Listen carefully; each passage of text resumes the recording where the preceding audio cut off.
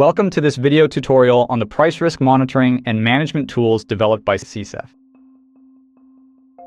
The tools are aimed at agricultural trading companies, including cooperatives and producer associations, in order to improve the understanding and monitoring of price risk. For coffee sector companies that receive financing from lenders of the Council on Smallholder Agricultural Finance (CSAF), this tool constitutes a mandatory monitoring report. For this purpose, CSAF has developed a standardized tool that allows reporting the current status of purchases, sales, and financing, calculating your exposure to fluctuations in international coffee prices, applying hedging instruments if you use them, and managing price risk through dynamic and visual analysis. Tool features. The tool is developed in Microsoft Excel and allows you to report harvest progress, calculate your exposure to price risk, and generate automatic dynamic analyses that facilitate financial and commercial management. To download it, visit the website csaf.org/tools. It is available in two versions depending on the finance product, the coffee version and the version for other products. If your organization trades coffee plus another secondary product such as cocoa or sugar, use the coffee version for monitoring the harvest and coffee financing, and the one for other products for the secondary product. If you have doubts, follow the instructions from your credit officer. The tool is also available in 3 different languages: Spanish, English, or French. It is recommended to update it monthly starting from the beginning of the business cycle. Each update must be sent by email to all active funders in a single email with copy to all. The report can be complemented with additional information, such as financial statements or cash flow, as requested by your credit officer. Initial considerations. Make sure to choose the language version you prefer: Spanish, French, or English. When opening the tool, you may see messages such as Enable Macros or Security Alerts. Do not worry, simply click on Enable Macros or Content. Tool organization. The tool is organized in tabs of different colors: green to record information or blue to view automated analyses. Green tabs. In the green ones, you can start recording information. Start. For information and general configuration of your product, dates, projections, and goals. Purchases, to record purchases on a monthly basis.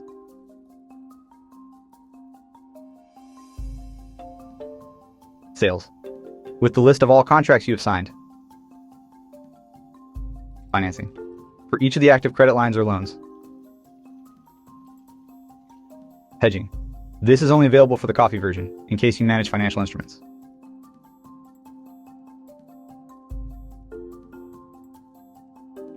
Blue tabs. The blue tabs have a summary tab with the main key indicators and the possibility of adding qualitative comments to the report, and thematic analyses such as commercialization analysis, for contracting progress, collection and exports, open position analysis, and financing analysis. Navigation and help. Each tab includes an internal navigation menu to facilitate navigation between one tab and the others. In addition, help texts have been configured to simply explain what information should be recorded. The orange colored texts disappear when you insert information. The help text in each field to know exactly what type of information you should record. Some cells are protected to avoid errors. In general, green colored cells have protection, while yellow or gray colored cells are where you can insert information. Additional resources. To download the most recent version of the tool, as well as updated guides and tutorials, visit csaf.org/tools.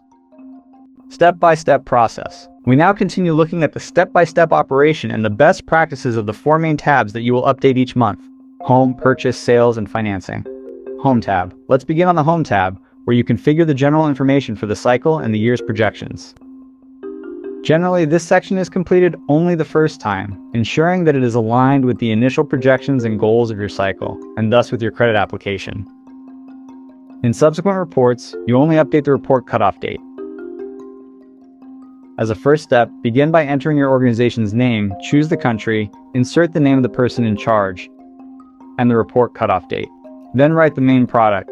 Select the sales unit of measurement, the total sales volume estimate, including exports and domestic sales, and the purchase unit of measurement. In case you choose quintals, please specify how many kilograms the quintals are equivalent to. Then define the key parameters regarding the open exposure limits, short and long, which will be used by the tool to alert if it exceeds recommended risk levels. Continue with the dates: the reference cycle, the first month of the cycle, the contracting start month, the purchase start month, and the shipment start month. Finally, record the monthly purchase and sales projections and percentages. This information allows the tool to automatically generate analysis on actual progress versus what was planned. Purchase tab. The Purchase tab is updated each month and is essential to maintain the risk exposure calculation. It is recommended to follow these best practices. Register the purchase configuration, the purchase mode, whether it is direct from producers or from other organizations, and the initial inventory volume, if there is any. Then complete the actual purchase for the month. In each month, enter the actual volume procured, the average price paid in local currency, and the exchange rate for each month. The tool will automatically calculate the total cost in dollars. Then record the expected process yield to obtain the final sales volume. From this value, the tool will calculate the final exportable sales volume and the average purchase price in dollars with the adjusted yield. It is recommended to include a monthly comment if there were unexpected reductions or increases in purchase, weather problems, cost changes, or significant differences with respect to the projections. If your organization purchases in different purchase modes, for example, from owned producers or third parties, or to register separately, product by sale, export, and domestic, you can activate a second or third table by selecting yes.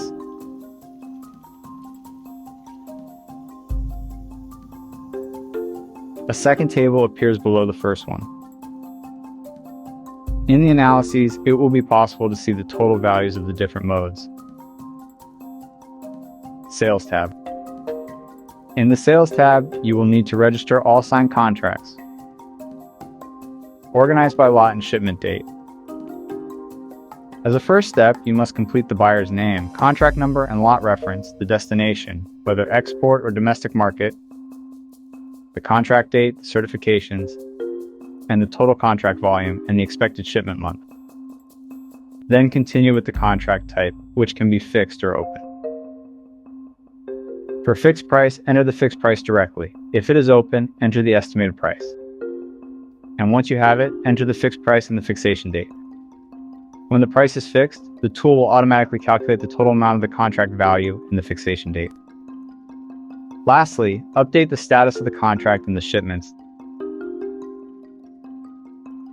the final shipment date and the status. If it is, for example, pending purchase, procured, sampled. When the shipment takes place, record the actual shipment date. And automatically, the tool will calculate whether it was on time or delayed. The last columns refer to any eventual financing associated with the contract and possible payments received and outstanding balances.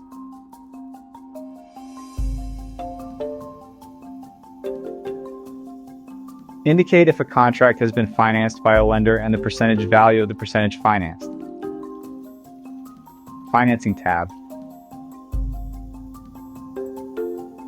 In the last financing tab, all active credit lines are registered, regardless of the lender. The first time, register the funder's name, the main contact, and their email, the financed amount, projected, approved, the maturity conditions, and the collateral guarantees. In this way, each time you will only need to update the amount dispersed to date. The report disbursement, the previous report date, and the current balance. There is a final comment section where you can explain if there were disbursement delays, changes with respect to the financing plan, or significant risks and deviations. Analysis and monitoring. Introduction. For an impact fund and for an exporter, the real risk is the same: tied up capital, delays, and exposure to uncertainty in the supply chain.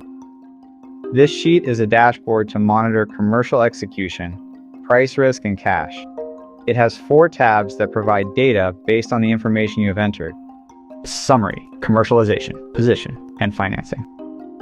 The operating rule is simple. First, you look at the summary. If something catches your attention, look at the detail in the corresponding tabs. Summary tab. In the Summary tab, the first part is commercial. There are 4 main signals. 1. Contracts in progress. 2. Procurement value in progress. 3. Price fixations. What portion already has a fixed price? And 4. Exports. How much has actually been shipped? Then you make a quick reading on the open position, financing, and preliminary results. It is important to note that the monitoring sheet is a snapshot of a specific moment. Commercialization tab. We see the first commercial alert, the gaps between purchase, contracting, and export. A gap here is an alert.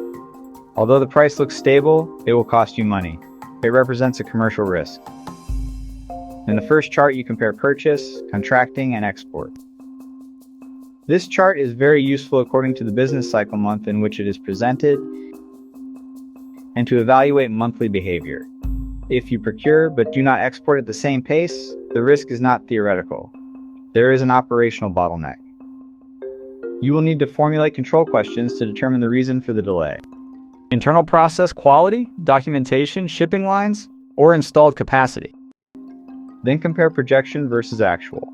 If purchase falls behind or moves ahead with respect to what was projected, this has implications both in the requirements and in the working capital costs, as it exerts pressure on inventory management costs.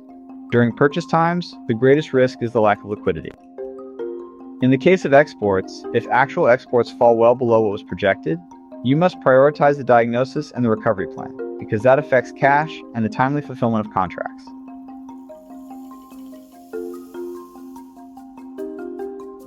Position tab.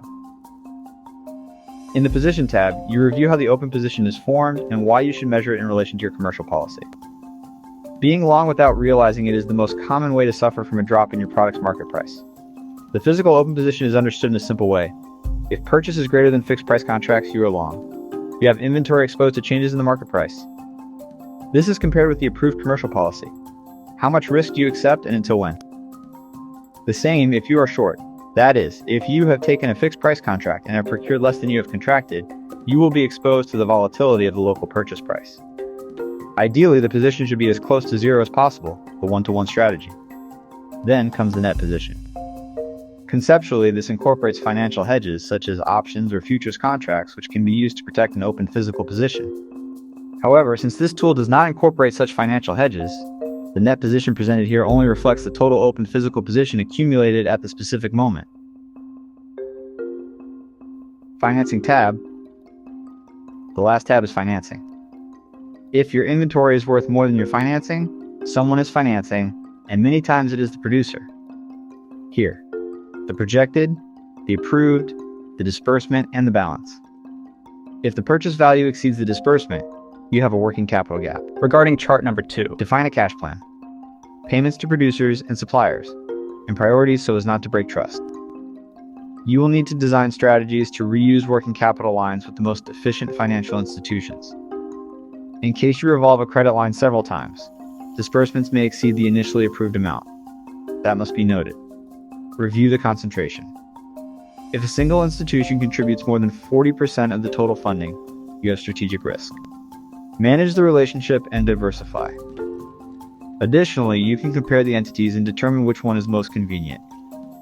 In this chart with detail by funder, you can determine with which funder you have room to request more working capital, that is, the difference between the disbursed financing and the projected financing. If you have any questions, call your investment officer.